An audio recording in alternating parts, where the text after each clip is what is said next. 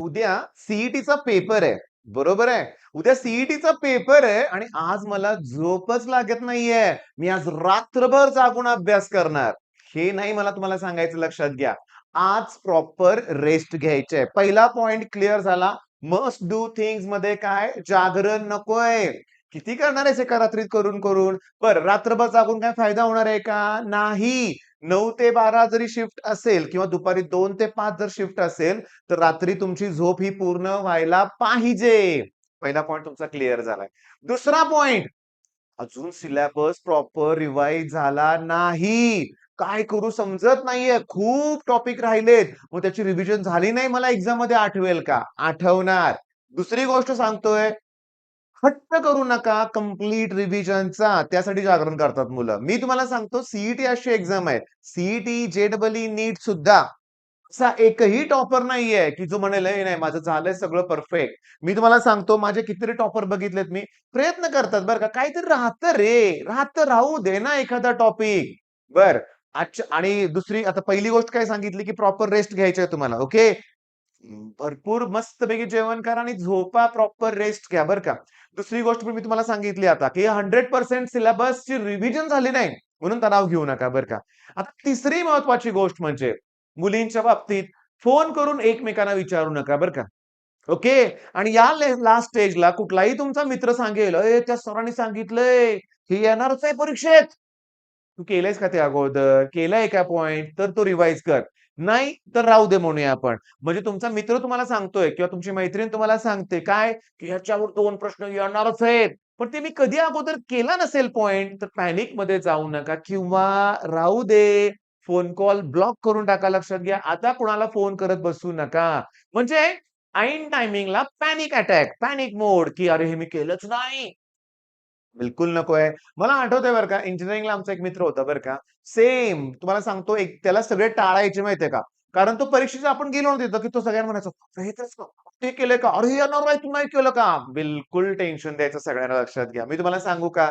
असतात अशी मुलं, नेहमीच असतात, लक्षात घ्या. त्यांना ब्लॉक करून टाका एका दिवसासाठी. मित्र आहे जवळचा, मैत्रीण असेल जवळची तरी ब्लॉक करून टाका. एक्झाम नंतर बोलू आपण त्यांच्याशी. दुसरी महत्वाची गोष्ट म्हणजे आता सगळ्यात महत्वाचं रेस्ट, सगळ्या गोष्टी मी तुम्हाला सांगितलंय रे बाळांनो. महत्वाचं आहे तुम्ही मेडिटेशन. होय.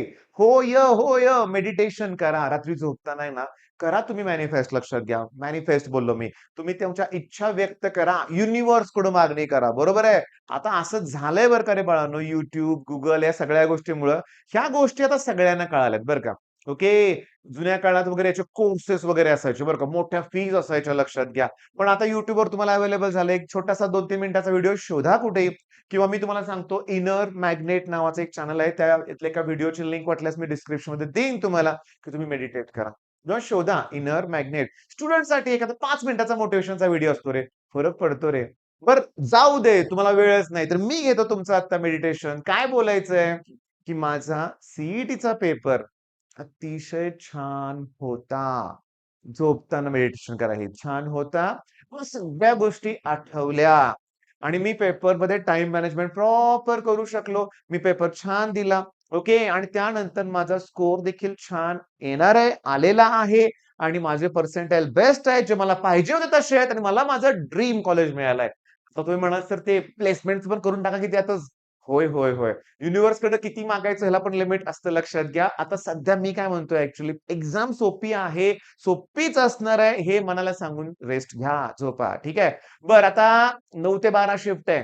तर सकाळी लवकर घरातून बाहेर पडावं लागणार आहे.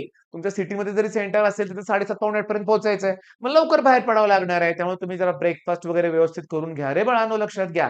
कारण 12 वाजेपर्यंत थांबायचंय. 12 नंतरच जेवायला मिळणार आहे. पण सांगू का? एक अटेम्प्ट दिला ना तुम्ही, तुम्हाला माहिती आहे ते 3 तास कुठे निघून जातात कळत नाही. दुपारी झोपायची सवय असणारी मुलं आहेत. मग 2 ते 5 नाही झोप येत, नाही झोप येत, 3 तास कुठे गेले कळत नाही. बऱ्याच मुलांचं म्हणणं असतं, "सर मला वॉशरूम ब्रेक घ्यावा लागतो." नाही, तुम्हाला 3 तासच घ्यावा लागणार ब्रेक, लक्षात घ्या. पण सांगतो, ते एक्झामच्या वेळेची मनस्थिती बरं का. तिथं खूप इम्पोर्टंट आहे. तिथं खूप इम्पोर्टंट आहे. मस्ट डू थिंग्समध्ये तुम्हाला स्वतःला शांत ठेवणंच गरजेचं आहे. आनंदी राहायचंय आणि ही एक्झाम तुम्ही टॅकल केली ना, तर कुठलीही एक्झाम तुमच्यासाठी अवघड नाहीये. मग चला समराईज करूया. जास्त वेळ तुमचा मी घेणार नाहीये. सगळं होणार नाहीये रिवाईज. टेन्शन घ्यायचं नाहीये. ओके. रात्रभर जागायचं नाहीये. कुणाचेही फोन कॉल रिसीव्ह करून कुठल्याही नवीन टॉपिकचं टेन्शन घ्यायचं नाहीये आणि कुणाला द्यायचं पण नाहीये. टेन्शन घ्यायचं पण नाही, कुणाला द्यायचं पण नाहीये. ओके. पहाटे उठून फायनल रिव्हिजन हो, करा. हां, पण थांबा. आता सगळ्यांच्याकडे फोर व्हीलर ऑलमोस्ट आहेत किंवा तुम्ही नसेल तर एसटी बसमधून त्या सेंटरवर जाणार आहे. तर बसमध्ये अभ्यासाचं नाटक नका करत बसू. राहू दे, निवांत राहा. निवांत राहा.